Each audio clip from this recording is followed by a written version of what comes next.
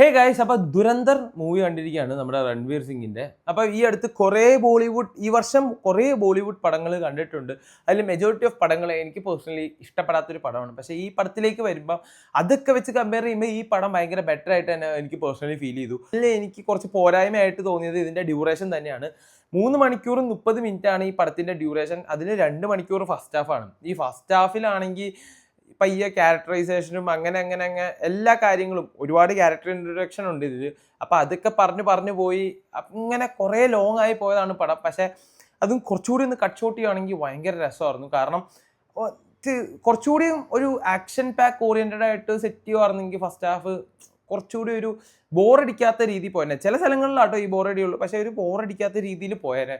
ഇത് കുറേ ഇങ്ങനെ ക്യാരക്ടറിനെ ഇൻട്രൊഡ്യൂസ് ചെയ്യണതുകൊണ്ട് എനിക്ക് ചെറിയ രീതിയിൽ അങ്ങോട്ട് ബോറടിച്ചു. പിന്നെ അത് കഴിഞ്ഞിട്ട് സെക്കൻഡ് ഹാഫിലേക്ക് വന്നപ്പം അത് 1.5 മണിക്കൂറാണ് ഏകദേശം. അപ്പോൾ ആ 1.5 മണിക്കൂർ ഞാൻ പോയത് അറിഞ്ഞില്ല. ആ 1.5 മണിക്കൂർ ഭയങ്കര ഫാസ്റ്റ് ഫോർവേഡായിട്ട് പോയ പോലെയാണ് എനിക്ക് പേഴ്സണലി ഫീൽ ചെയ്തത്. എടുത്ത് പറയേണ്ടത് രൺവീർ സിംഗിൻ്റെ ആക്ടിങ് ആണ്. ഇതിൽ അത്യാവശ്യം കാസ്റ്റ് എല്ലാം നല്ലപോലെ അഭിനയിച്ചിട്ടുണ്ട്. ഇതിലെ മെയിൻ സാധനം വയലൻസ് ആണ്. വയലൻസ് എന്ന് പറഞ്ഞു കഴിഞ്ഞാൽ ഒരു മയും ഇല്ലാത്ത വയലൻസ് ആണ്. അടിച്ചങ്ങോട്ട് പൊട്ടിക്കുവാണ്, തലയും മുതുകും എല്ലാം അടിച്ചങ്ങ് പൊട്ടിക്കുവാണ്. ഇതിലെ ഫൈറ്റ് കൊറിയോഗ്രഫിയും കാര്യങ്ങളും ഒക്കെ നല്ല രസമുണ്ടായിരുന്നു. പിന്നെ ഈ ലാസ്റ്റ് ക്ലൈമാക്സിലേക്ക് അടുക്കുമ്പോൾ ഉള്ള കുറച്ച് കാര്യങ്ങളൊക്കെ ഉണ്ട്. സംഭവം എന്ന് പറഞ്ഞാൽ സിനിമയാണ്. അപ്പോൾ ആ ഒരു കുറച്ച് സാധനങ്ങളൊക്കെ ഉണ്ട്. കുറേ നേരം ഒരാളെ വെടിവെച്ചിട്ട് അവൻ്റെ മേത്ത് കൊള്ളുന്നില്ല, അങ്ങനത്തെ കുറച്ച് കാര്യങ്ങൾ. പടം ആസ് എ ഹോൾ നോക്കുവാണെങ്കിൽ അത്യാവശ്യം തിയേറ്റർ വാച്ചബിൾ ആയിട്ടുള്ള ഒരു പടമായിട്ടാണ് എനിക്ക് പേഴ്സണലി ഫീൽ ചെയ്തത്. അപ്പോൾ നിങ്ങളും പടം കണ്ടവരാണെങ്കിൽ അഭിപ്രായം ഒന്ന് കമൻറ്റ് ചെയ്യുക.